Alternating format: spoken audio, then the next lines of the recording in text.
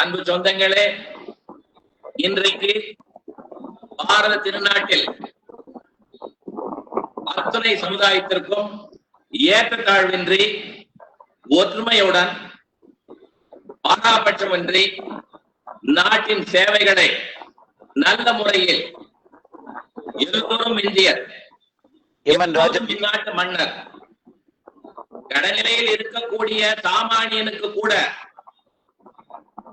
எந்தவித பாகுபாடும் இன்றி நல்லதொரு வாழ்க்கையை மேம்படுத்துவதற்கும் உழைப்பில் முன்னேறி இந்த வீட்டையும் நாட்டையும் முன்னுக்கு கொண்டு வருவதற்கு எந்தெந்த வழிகள் உள்ளதோ அத்துணை வழிகளையும் நேர்மையான வழியில் பாரத பிரதமர் நரேந்திர மோடி ஐயா அவர்கள் காண்பித்துக் கொண்டிருக்கிறார்கள்.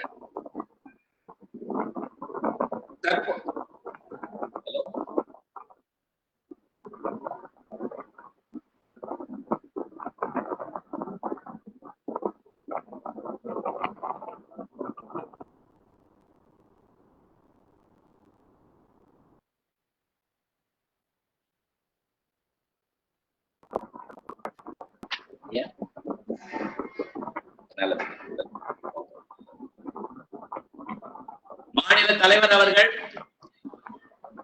சிறப்பு பேச்சாளர் அவர்கள் ஐயா பேசியவுடன் பேசுவதாக உறுதியளித்திருக்கின்றார்கள்.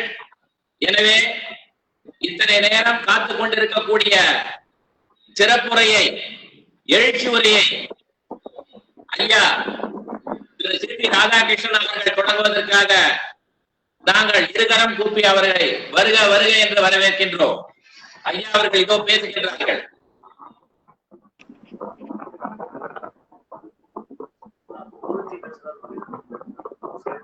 மாநில தலைவர் அவர்கள் பேசுகிறார்களா? ஐயா நீங்க பேசி முடிஞ்ச உடனே லைன்ல வர இருக்காங்க. ஏதோ லைன்ல பிரச்சனை இருக்கு, டிராவல் பண்ணிட்டு இருக்காங்க. பெரும் மதிப்புக்கும் மரியாதைக்கும் வணக்கத்திற்கும் உரிய சான்றோர் பெருமக்களே, பாரதிய ஜனதா கட்சியினுடைய சகோதர சகோதரிகளே, பல்வேறு சமூகங்களாக நாம் பிரிந்திருந்தாலும் இந்த தேசத்தின்பால் நாம் கொண்டிருக்கின்ற பற்றின் காரணமாகவும் இந்த தேசம் நமக்கு தந்திருக்கின்ற உயர்ந்த மேன்மையான கலாச்சாரமும் பண்பாடையும் நம்மை ஓரங்கே இணைத்திருக்கிறது. இந்த கலாச்சாரத்தில் பல்வேறு விதமான கருத்துக்கள் இருக்கலாம். ஆனால் அந்த கருத்துக்கள் எல்லாம் மோதல்களை உருவாக்காமல் ஒருமுகமாக செயல்படுவதற்கான அடித்தளத்தை உருவாக்கி தருவதுதான் இந்த கலாச்சாரத்தின் பண்பாட்டின். ஜாதிகளே இருக்கக்கூடாதா என்று கேட்பவர்கள் உண்டு. இந்த ஜாதிகளால் என்ன பயன் என்று கேட்பவர்களும் உண்டு. ஜாதிகளால் என்ன பயன் என்று சொன்னால், ஒரு மனிதன் தன்னுடைய வேரை எப்பொழுதும் அடையாளம் காண்பதற்கு இந்த ஜாதிகள் உதவுகின்றன. ஆனால் எந்த ஒரு ஜாதியும் மாற்று ஜாதியை சார்ந்த மாற்று சமூகத்தை சார்ந்தவர்களை தனக்கு கீழானவர்கள் என்று ஒருபோதும் நம்முடைய கலாச்சாரமோ பண்பாடோ நமக்கு போதிக்கவில்லை. அப்படி எல்லோரும் ஒருமுகப்படுத்துவதற்குத்தான், அந்த சமூகத்தினுடைய ஒட்டுமொத்த நன்மையை பேணி காப்பதற்குத்தான் இந்த அமைப்புகள் எல்லாம் உருவாகி இருக்கின்றன. மேடைகளில ஜாதியே கூடாது என்று சொல்பவர்கள் மேடையை விட்டு கீழே இறங்கிய உடனேயே என்னுடைய ஜாதியை சார்ந்தவர்களை யார் யார் என்று கேட்டு தெரிந்து கொள்வது தமிழகத்தினுடைய ஒரு வினோதமாக இருக்கிறது. ஆனால் இங்கே கூடியிருக்கின்ற நாம் ஜாதிகளை ஒழித்து விடுவோம் என்று சொல்லவில்லை. மாறாக எல்லா சமூக அமைப்புகளும் நம்முடைய பரந்த தொலைநோக்கு பார்வையோடு மட்டுமல்லாமல் விருந்தோம்பலை பேணுகின்ற உயர்ந்த கலாச்சாரத்தின் அங்கங்கள் என்று நாம் எடுத்துக்கொண்டிருக்கிறோம். அருமை சகோதரர்களே, இன்றைக்கு இதர பிற்படுத்தப்பட்ட சமூகத்தினர் தான் இந்தியாவிலேயே அதிகம். இது ஒரு வரலாற்று உண்மை. ஆனால் இதர பிற்படுத்தப்பட்ட சமூகத்தினருக்கு எந்த ஒரு நன்மையும் செய்யாத இயக்கம் பாரதிய ஜனதா கட்சி என்று சொல்வது அப்படியே உண்மையை குளிதோண்டி புதைப்பதற்கான வாதமாக இருக்கிறதே தவிர, நாம் வரலாற்று உண்மைகளை எல்லாம் மனதிலே கொண்டு பார்த்தால் பாரதிய ஜனதா கட்சி எந்த ஒரு சமூகத்தையும் ஒருபோதும் புறக்கணிக்கப்படவில்லை. அதே நேரத்தில் சமூகத்தில் அடித்தட்டில் இருக்கின்ற மக்களை மேலுக்கு கொண்டு வருவதற்கு பாரதிய ஜனதா கட்சி ஒருபோதும் தயங்கவும். வாஜ்பாய் அவர்கள் பாரத பிரதமராக இருந்தபோது அண்ணல் அம்பேத்கர் அவர்களால் உருவாக்கப்பட்ட இடஒதுக்கீட்டு கொள்கையினுடைய கால அளவு ஒரு முடிவுக்கு வருகிறது. அந்த கால அளவு முடிவுக்கு வருகிற பொழுது அதை மீண்டும் புதுப்பித்து அடுத்த 15 ஆண்டு காலத்திற்கு நீடித்து தந்தவர் நம்முடைய வாஜ்பாய் அவர். அப்படி நீடிப்பதற்கு பாரதிய ஜனதா கட்சி ஒருபோதும் ஒத்துக்கொள்ளாது என்று சொன்னவர்கள் தான் மாற்று இயக்கத்தினர். ஆனால் வாஜ்பாய் அவர்கள் ஆட்சி கட்டளையில இருந்த நேரத்தில் அந்த கால நீடிப்பை பாராளுமன்றத்தின் இரு சபைகளிலும் நிறைவேற்றினோம். அப்படி இரு சபைகளிலும் நிறைவேற்றுகிற அங்கத்தினர்களில் ஒருவனாக நான் இருந்தது எல்லாம் நம்முடைய தமிழகத்திற்கு கிடைத்த பெரும் பேராக நான் கருதுகிறேன். நம்முடைய மோடி அவர்கள் இப்படிப்பட்ட இதர பிற்படுத்தப்பட்ட சமுதாயத்தை சார்ந்த ஒருவர் பெரும்பான்மையுடன் முதல் முறையாக பாரத தேசத்தினுடைய பிரதமராக ஆகியிருக்கிறார். சமூகத்தில் எல்லோருக்கும் சமபங்கு இருக்க வேண்டும் என்பதிலே நமக்கு மாற்று கருத்து கிடையாது. அதே நேரத்தில் நாம் ஒன்றுக்கு எதிராக இருக்கிறோம். அது எதற்கு என்று சொன்னால், நான் இந்த சமூகத்திலே பிறந்து விட்டார் என்கின்ற காரணத்திற்காகவே அவர்களை தீண்டத்தகாதவர்களாக நடத்த வேண்டும் என்று சொல்கின்ற இந்த தீண்டாமை போக்கிற்கு நாம் எப்பொழுதும் எதிரானவர்களாக இருக்கிறோம். எல்லோரையும் அரவணைத்து போக வேண்டும் என்பதுதான் நம்முடைய நோக்கம்.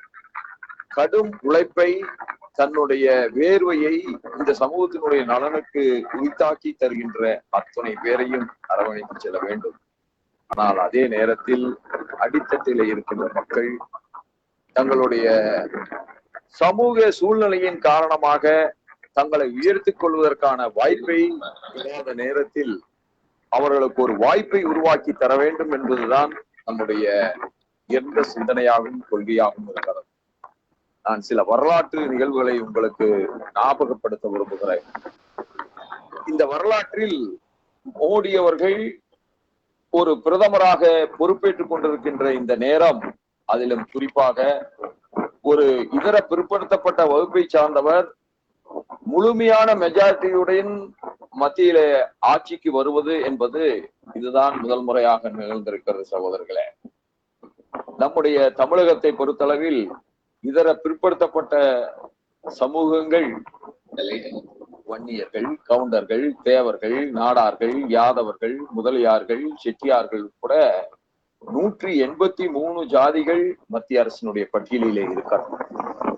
ஏதோ இவர்கள்தான் பிற்படுத்தப்பட்ட சமூகத்தினுடைய காவலர்களைப் போல வாக்கு வங்கிகளை உருவாக்குவதற்கு மட்டுமே பேசுகின்ற இவர்கள் கடந்த காலங்களிலே எத்தகைய போக்கை கடைபிடித்தார்கள் என்பதை நான் அந்த வரலாற்று உண்மைகளை உங்கள் மத்தியிலே எடுத்து வைக்க விரும்புகிறேன். நாட்டினுடைய முதல் பிரதமரான ஜவஹர்லால் நேருஜி அவர்கள் பிரதமராக இருந்த காலகட்டத்தில் 1953 காகா கலேஸ்கர் அவர்களுடைய தலைமையிலே ஒரு ஆணையத்தை அவர்கள் அமைத்தார்கள்.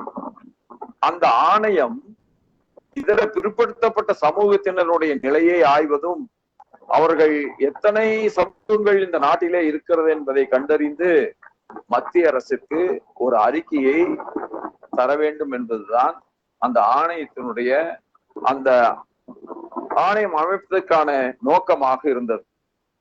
அந்த ஆணையமும் 837 ஜாதியினரை மிகவும் பிற்படுத்தப்பட்டோர் எனவும் 2399 ஜாதியினரை பிற்படுத்தப்பட்டோர் எனவும் ஆய்வு செய்து அறிக்கையை தாக்கல் செய்தார். நம்முடைய நேருஜி அவர்களுடைய தலைமையிலே இருந்த அந்த அரசு, அன்றைய மத்திய அரசு, 6 ஆண்டு காலம் அதை கிடப்பிலே போட்டுவிட்டு 1961 இடஒதுக்கீடு என்பது இதர பிற்படுத்தப்பட்ட மக்களுக்கு தேவையில்லை என்று அந்த ஆணையத்தினுடைய அறிக்கையை தள்ளுபடி செய்துவிட்டோம். இதுதான் காங்கிரஸ்காரர்களுடைய நிலை. இன்றைக்கு காங்கிரசுக்கு வக்காலத்து வாங்குகின்ற இந்த மக்கள் என்ன சொல்லுகிறார்கள் என்று சொன்னால், இவர்கள்தான் மண்டல் கமிஷனை கண்டுபிடித்தார்களா, இவர்கள்தான் மண்டல் கமிஷன் அமைப்பதற்கு ஆதாரமாக இருந்தார்களா, இவர்கள்தான் மண்டல் கமிஷனுடைய சிபாரிசுகளை எடுத்துச் செல்வதற்காக இருக்கிறார்கள் என்றெல்லாம் உண்மைக்கு மாறாக எது யாரால் நடந்தது என்பதை மறைத்துவிட்டு, எது யாரால் நடந்தது, எது யாரால் காக்கப்பட்டு வருகிறது என்பதை எல்லாம் ஒரு புறத்திலே புறந்தள்ளிவிட்டு தங்களை தாங்கள் ஏதோ பிற்படுத்தப்பட்ட மக்களின் காவலர்களாக சொல்லிக் கொண்டிருக்கிறார்கள். அருமை சகோதரர்களே, அதன் பின்னர் 17 ஆண்டு காலம் காக்கா கலேஸ்கர் அவர்களுடைய தலைமையிலே அந்த அறிக்கை தரப்பட்டு அது தள்ளுபடி செய்யப்பட்டு 17 ஆண்டு காலம் தொடர்ந்து காங்கிரஸ் ஆட்சியிலே இருந்தது. ஆனால் ஒருபோதும் இதர பிற்படுத்தப்பட்ட மக்களினுடைய நலனை காப்பதற்காக எந்த ஒரு சிறு துரும்பை கூட காங்கிரஸ் எடுத்து போடவில்லை. 1977 அன்றைய பாரதிய ஜனசங்கம், அன்றைக்கு மிக அதிகமான பாராளுமன்ற உறுப்பினர்களை பெற்றிருந்த ஒரு அரசியல் இயக்கம், ஜனதா கட்சியோடு இணைந்த பிறகு மொராஜி அவர்கள் இந்த தேசத்தினுடைய பிரதமராக உயர்வு பெற்றார்கள். அந்த நேரத்திலே தான் முதல் முறையாக இந்த பிற்படுத்தப்பட்ட மக்களுக்கான 2வது ஆணையமான மண்டல் ஆணையத்தை 1979 அமைத்தார்கள். இதை அமைப்பதற்கு வாஜ்பாய் அவர்கள் எடுத்துக்கொண்ட முயற்சி தான் மிகப்பெரிய காரணமாக அமைந்தது. மொராஜிபாய் அவர்களிடத்திலே வாதாடி, இதர பிற்படுத்தப்பட்ட மக்கள் தான் இந்திய தேசமெங்கும் இருக்கின்ற மக்களில் பெரும்பான்மையானவர்கள், அவர்களுடைய நிலை இந்த தேசத்தில் நிலை உயராது என்பதை எடுத்து வைத்து அவர் வாய்ப்பை உருவாக்கி தர வேண்டும் என்று சொல்லி இந்த மண்டல் ஆணையத்தை அமைக்கின்ற பொழுது இந்த தேசத்தினுடைய வெளியுறவுத்துறை அமைச்சராக இருந்தவர் வாஜ்பாய் அவர்கள். அருமை சகோதரர்களே, அந்த மண்டல் கமிஷன் 1980 ஆண்டு 3743 ஜாதியினரை பிற்படுத்தப்பட்டோர் என அடையாளம் கண்டு அறிக்கை தாக்கல் செய்தது. ஆக மண்டல் கமிஷனை அமைத்தவர் விபி சிங் அல்ல, மண்டல் கமிஷனை அமைத்தது இந்திரா காந்தி அம்மையார் அல்ல, மண்டல் கமிஷனை அமைத்ததும் காங்கிரசும் அல்ல. அப்படி 3743 ஜாதியினை பிற்படுத்தப்பட்டோர் என அடையாளம் கண்டு அறிக்கை தாக்கல் செய்து 1980 தாக்கல் செய்யப்பட்டு அது விபி சிங் அவர்கள் பிரதமராக இருக்கின்ற வரை காங்கிரசில இந்திரா காந்தி அம்மையார் அவர்கள் ஆட்சி பொறுப்பிலே இருந்தார்கள், ராஜீவ் காந்தி அவர்கள் ஆட்சி பொறுப்பிலே இருந்தார்கள். அந்த மண்டல் கமிஷனுடைய சிபாரிசுகளோ மண்டல் கமிஷனுடைய அறிக்கைக்கான செயல் வடிவத்தையோ தருவதற்கு காங்கிரஸ் ஒருபோதும் முயற்சிக்கவே இல்லை.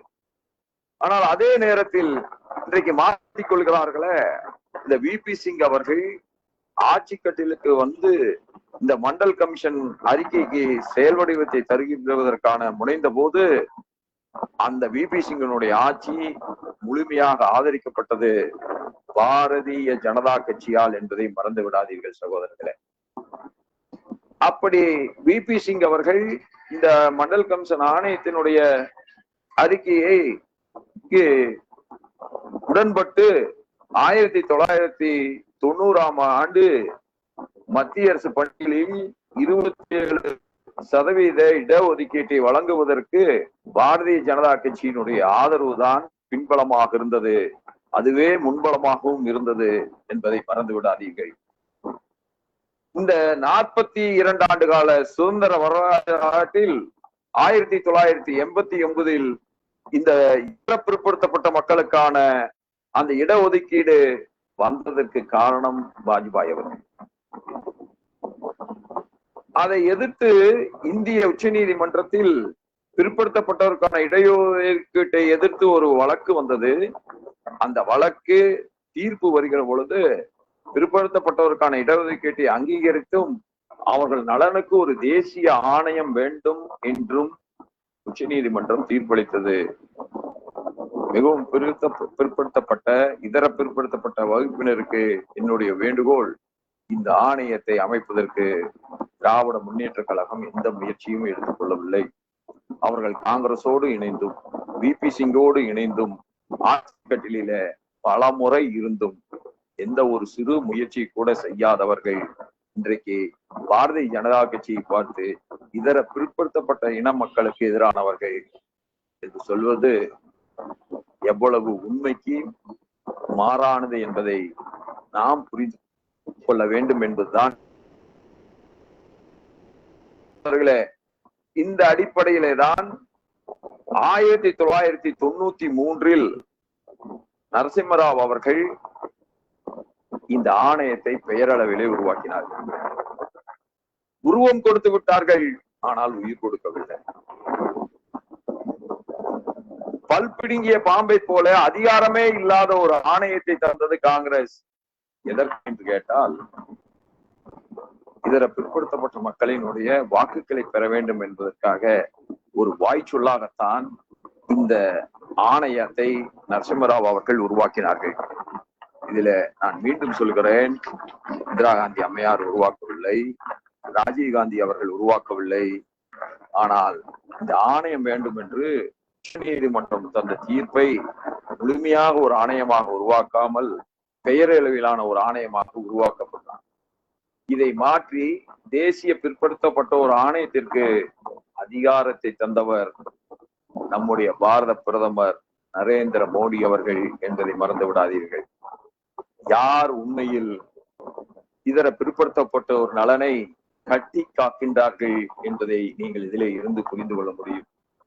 ஒரு சாதாரண குடும்பத்தை சார்ந்தவர், அதுவும் இதர பிற்படுத்தப்பட்ட சமூகத்தை சார்ந்தவர் மத்தியிலே ஆட்சி கட்டிலே உலகம் புகழ்கின்ற தலைவராக உயர்ந்து நிற்பதை சில பொறாமை கொண்ட அரசியல் தலைவர்களாலே ஜீரணிக்க இயலவில்லை. நல்லவற்றை ஆதரிக்கிற மனம் படைத்தவர்களாக அவர்கள் இல்லாதது இந்த தேசத்தினுடைய துரதிருஷ்டவசமாக என்று நான் கருதுகிறேன். மக்களின் நீண்ட நாள கோரிக்கையை யாருமே கண்டுகொள்ளாத போது அரசியல் அமைப்பு சட்டத்தை மசோதா 123 கீழ் 207 கொண்டு வந்து முழு அதிகாரம் கொண்ட பிற்பட்டோர் ஆணையத்தை 23/8/2018 அன்று உருவாக்கியவர் நம்முடைய பாரத பிரதமர் நரேந்திர மோடி அவர்கள். திராவிட முன்னேற்ற கழகத்தினாலோ அல்லது திராவிட கழகத்தினாலோ இதை மறுக்கணுமா? இது வரலாற்று உண்மை. நாம் செய்கின்றவற்றை சமூகத்தை பிரித்து பார்த்து நான் இன்னாருக்கு செய்தேன் என்று சொல்லுகின்ற மனப்போக்கு இல்லாதவர்கள் தான். எல்லோரும் முன்னேற வேண்டும், எல்லோருக்கும் சம வாய்ப்பு கிடைக்க வேண்டும் என்று நம்புவர்கள் நாம். அந்த நம்பிக்கைக்கு செயல்வடிவத்தை தருகிறவர்கள் நாம். பிறப்பால் ஒருவன் தாழ்ந்தவன் என்று சொல்லாத உயர்ந்த சிந்தனைக்கு சொந்தக்காரர்கள் நாம். ஆனால் அதே நேரத்தில் சமூக சூழ்நிலையின் காரணமாக சிலருக்கு வாய்ப்பு கிடைக்கிறது, பலருக்கு வாய்ப்பு கிடைப்பதில்லை என்பதையும் உணர்ந்திருக்கிறோம். அந்த பலருக்கும் வாய்ப்பை உருவாக்கி தருவதற்குத்தான் இந்த இதர பிற்படுத்தப்பட்டோர் ஆணையம் முழுமையான அதிகாரத்தோடு மாற்றி அமைக்கப்பட்டிருக்கிறது. சகோதரர்களே, இதர பிற்படுத்தப்பட்டவருக்கான கல்வி வேலை வாய்ப்பில் 27% என்றிருந்த 27% என்று இருந்த இடஒதுக்கீடு கிரீமி லேயர் என்கின்ற 6 லட்சம் வருமானம் இருந்த குடும்பங்களுக்கு மட்டும்தான் இந்த வாய்ப்பு என்பதை மாற்றி அமைத்து 8 லட்சமாக வருமானம் உடைய குடும்பங்களும் கூட இந்த இடஒதுக்கீட்டின் கீழ் வர வேண்டும் என்கின்ற பரந்த சிந்தனையோடு செயல்பட்டவர் நம்முடைய நரேந்திர மோடி அவர்கள். இந்திய உச்ச நீதிமன்றம் மகத்தான தீர்ப்பை வழங்கி இருந்த போதும் நரேந்திர மோடி அவர்கள்தான் இந்த பிற்படுத்தப்பட்டோருக்கான உட்பிரிவு வேண்டும் என்று உச்ச நீதிமன்றத்தினுடைய தீர்ப்பு வலியுறுத்தி இருந்த போதும் யாருமே கண்டுகொள்ளவில்லை. எந்த பாரத பிரதமருக்கான முயற்சியிலே இறங்கவில்லை. அன்றைக்கு ஓய்வு பெற்ற உயர்நீதிமன்ற தலைமை நீதிபதி திருமதி ரோகிணி அவர்களுடைய தலைமையில் 2017 மகாத்மா காந்தி அவர்கள் பிறந்த அந்த அக்டோபர் 2ஆம் தேதி அந்த உயர்நீதிமன்ற தலைமை நீதிபதியின் தலைமையில் ஒரு தனி ஆணையத்தை நமக்கு தந்தவர் நரேந்திர மோடி அவர்கள். அருமை சகோதரர்களே, முத்தலாக் தடை சட்டத்தால் பயனடைந்த இஸ்லாமிய பெண்களில் யாவரும் பிற்படுத்தப்பட்ட சமுதாயத்தை சார்ந்தவர்கள் என்பதை நாம் மறந்துவிடக்கூடாது. முத்தலாக் தடை சட்டம் என்பது அந்த தடை சட்டத்தை காட்டிலும் பெண்கள் உரிமையை நிலைநாட்டுகின்ற ஒரு சட்டம் இன்னும் இந்த பூமியில் யாராலும் கொண்டு வரப்படவில்லை என்பதுதான் யதார்த்தமான உண்மை. இது இஸ்லாத்திற்கு எதிரானதல்ல. எல்லா சமூகங்களிலும் எல்லா மதங்களிலும் நல்லதும் இருக்கிறது, தீமையும் இருக்கிறது. நாம் இந்து மதம் என்று பெருமையோடு சொல்கின்ற இந்து மதத்தில் தீண்டாமை என்கின்ற கொடிய பாவ செயல் இருப்பதை நாம் ஒப்புக்கொள்ளத்தான் வேண்டும். அந்த தீண்டாமை என்கின்ற கொடிய பாவம் இந்து மதத்திலிருந்து அகற்றப்பட வேண்டும். அப்பொழுதுதான் நாம் அனைவரும் சமம் என்கின்ற உயர்ந்த சிந்தனை இந்த மண்ணிலே நிலைநாட்டப்படும். அதுபோலதான் பெண்களுக்கு மறுக்கப்படுகின்ற உரிமைகள் இஸ்லாத்திலே இருக்கிற பொழுது அதற்கு எதிராக ஒரு சட்டத்தை கொண்டு வருவதும், அந்த இஸ்லாமிய சகோதரிகளுக்கு, இஸ்லாமிய தாய்மார்களுக்கு முழுமையான பாதுகாப்பை தருவதும் உயர்ந்த சிந்தனையுடைய ஒவ்வொருவரும் ஏற்றுக்கொள்ள வேண்டிய ஒன்று. அத்தகைய மிக சிறப்பான செயல் வடிவம்தான் இந்த முத்தலாக் சட்டமே தவிர அது இஸ்லாத்திற்கு எதிரானதோ இந்திய இஸ்லாமியர்களுக்கு எதிரானதோ அல்ல.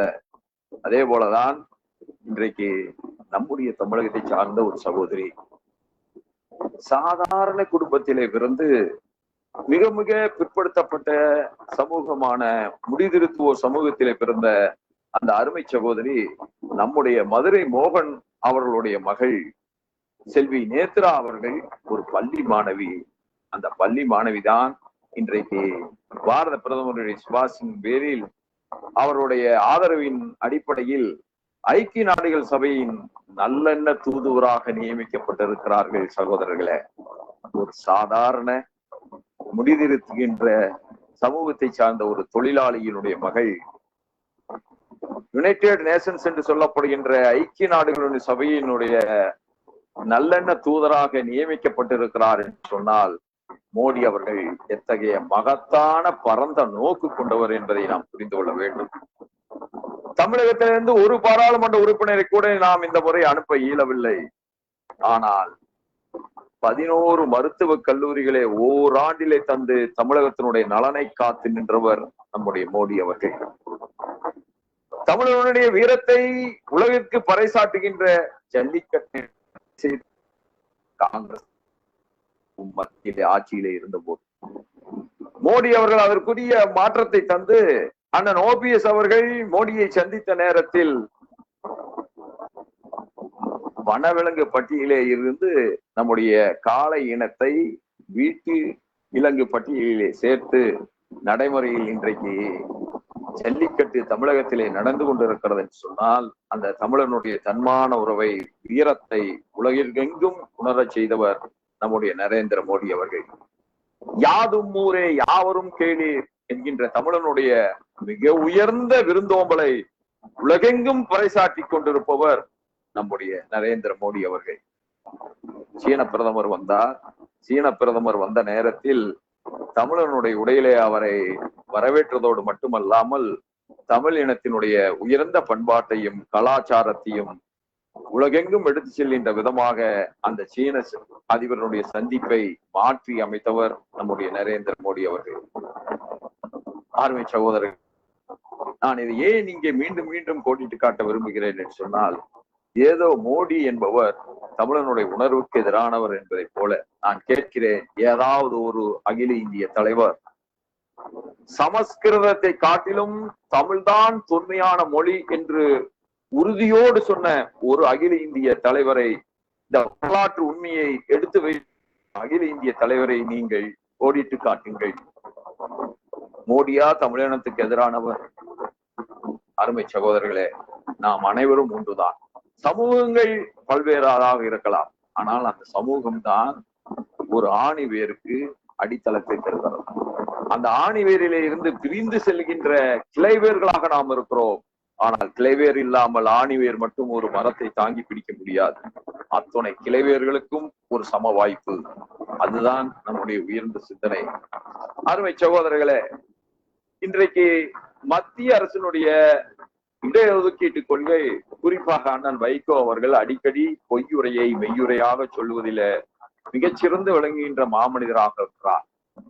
நான் அவருக்கு வைக்கின்ற ஒரே வேண்டுகோள், நீங்கள் கூட மத்திய காங்கிரசும் திராவிட முன்னேற்ற கழகம் ஆட்சியிலே இருந்தபோது இன்னும் வெளிப்படையாக சொல்ல வேண்டும் என்று சொன்னால், ஈழத்தில் தமிழர்களை கொண்டு குவிப்பதற்கு சிங்கள ராணுவம் எடுத்த ஒவ்வொரு முயற்சியையும் தடுத்து நிறுத்தாத ஒரு கையாளாத அரசாக அன்றைய மத்திய அரசு இருந்த நேரத்திலே கூட நீங்கள் மத்திய அரசினுடைய பள்ளிகளிலே இதர பிற்படுத்தப்பட்ட மக்களுக்காக 27% இடஒதுக்கீட்டை வாங்கி தர முடிந்ததா? யாரும் கேட்காமலேயே மத்திய பள்ளிகளான கேந்திர வித்யாலயா, சைனிக் பள்ளிகள், நவோதயா பள்ளிகளில் இன்றைக்கு 27% இடஒதுக்கீடு என்பதை தந்திருக்கிறவர் நம்முடைய பாரத பிரதமர் நரேந்திர மோடி அவர்கள். ஜாதிகள் ஒருவர் உதவுவதற்காகத்தான் இந்த சமூக அமைப்புகள்.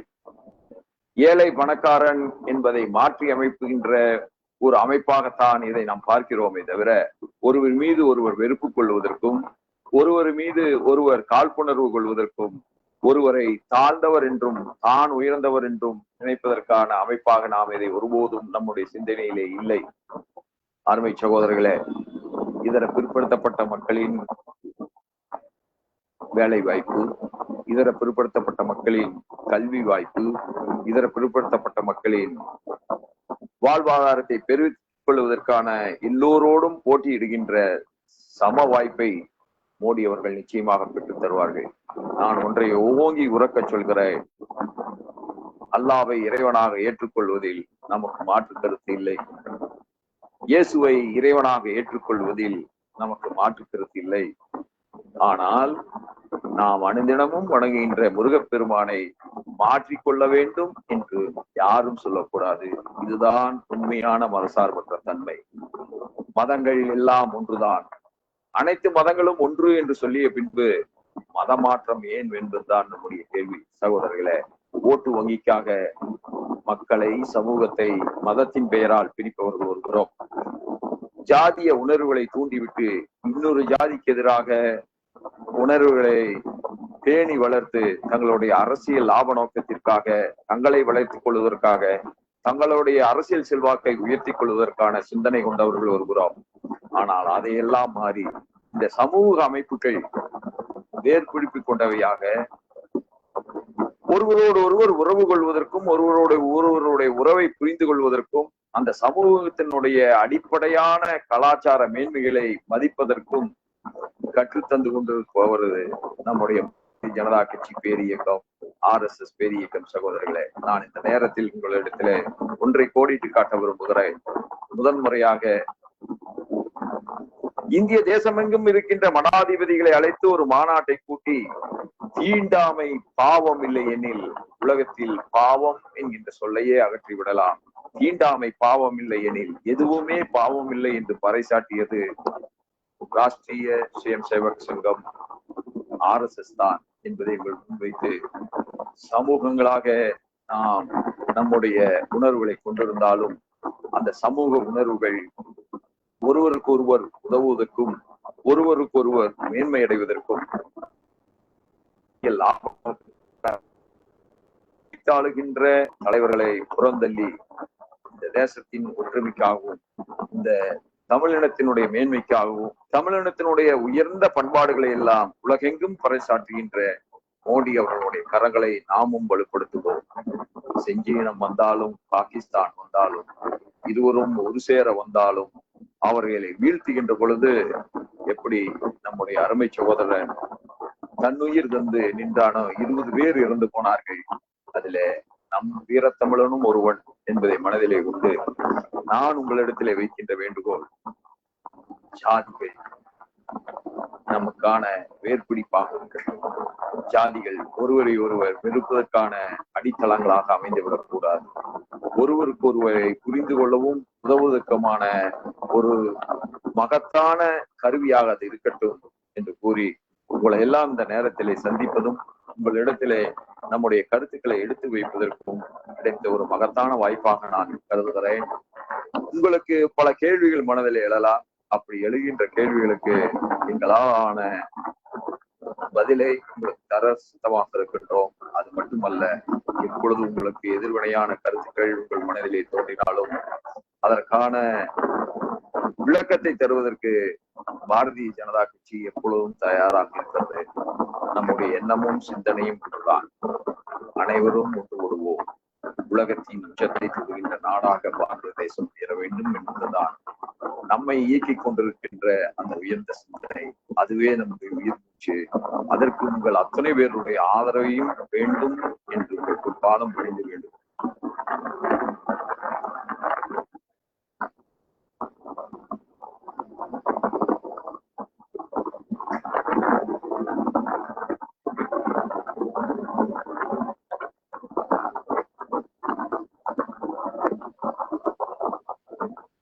இதுகாரும் சமுதாய தலைவர்கள் அத்தனை பேரும் ஒருங்கிணைத்து பல்லாயிரக்கணக்கான தலைவர்களுக்கு இந்திய திருநாட்டிற்கான ஒப்பற்ற தலைவன், இதுவரை கண்டிராத தலைவன் பாரத பிரதமர்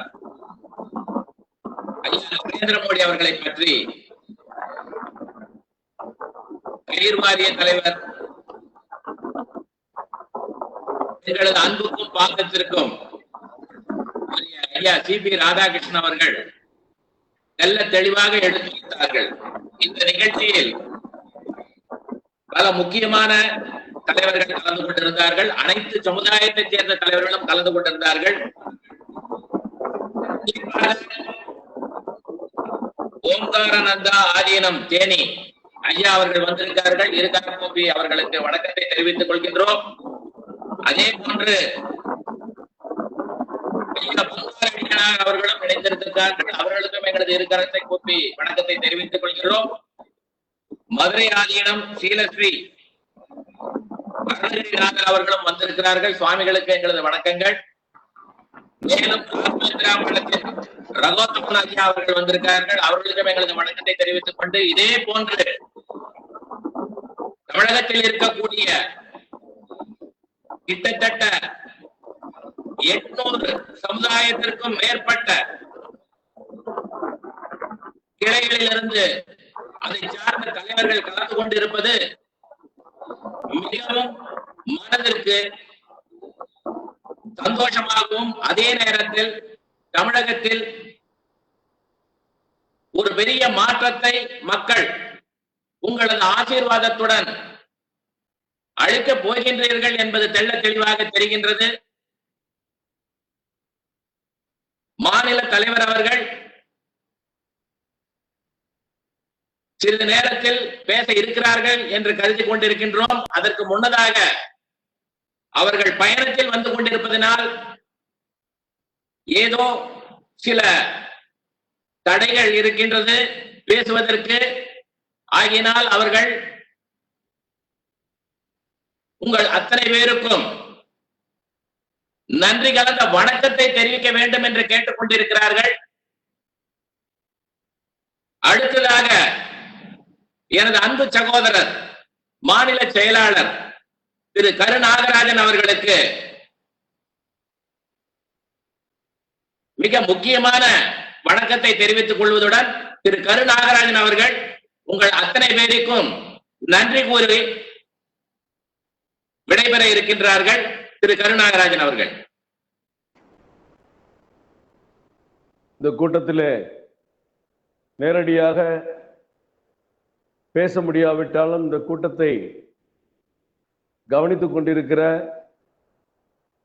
இன்று காலை ஈரோடு மாவட்டத்தில் நடைபெற்ற மாவட்ட நிர்வாகிகள் கூட்டத்தை பிற்பகலில் முடித்துவிட்டு அங்கே இருந்து காரில் பயணிக்கிற காரணத்தினாலே இடையிலே இந்த இணையதள தொடர்பு அருந்து போகிற காரணத்தினால் நேரடியாக பேச முடியாவிட்டாலும் இந்த கூட்டத்திலே பங்கேற்க வேண்டும் என்று மிகுந்த ஆவலோடு இருந்த மாநில தலைவர் டாக்டர் எல் முருகன் அவர்களுக்கும், எங்களுக்கெல்லாம் வழிகாட்டியாக இருந்து எப்போது பார்த்தாலும் சிரித்த முகத்தோடு அன்போடு அரவணைத்து அழைத்து எங்களுக்கு ஆலோசனை சொல்கிற எங்களுடைய ஆசான் அண்ணன் சிபிஆர் அவர்களுக்கும், இந்த சமுதாய தலைவருடைய கூட்டத்தை சிறப்பாக ஏற்பாடு செய்து எல்லோரையும் ஒருங்கிணைத்து மிகப்பெரிய மடாதிபதிகளை எல்லாம் வரவழைத்து பல்வேறு சமூகத்தினுடைய தலைவர்களை எல்லாம் இங்கே வரவழைத்து நமது பாரதிய ஜனதா கட்சியின் பாரத பிரதமர் நரேந்திர மோடி அவர்களுடைய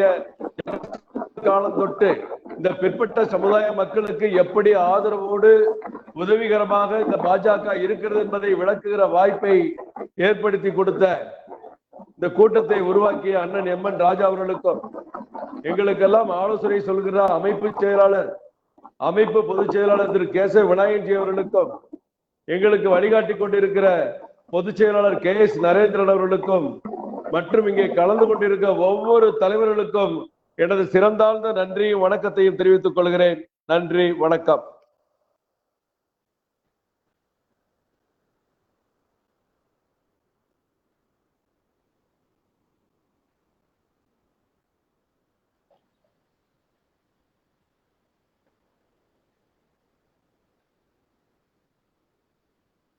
நிறைய பெற்றதனால் அறிவிச்சா முடிஞ்சிருந்தேன்.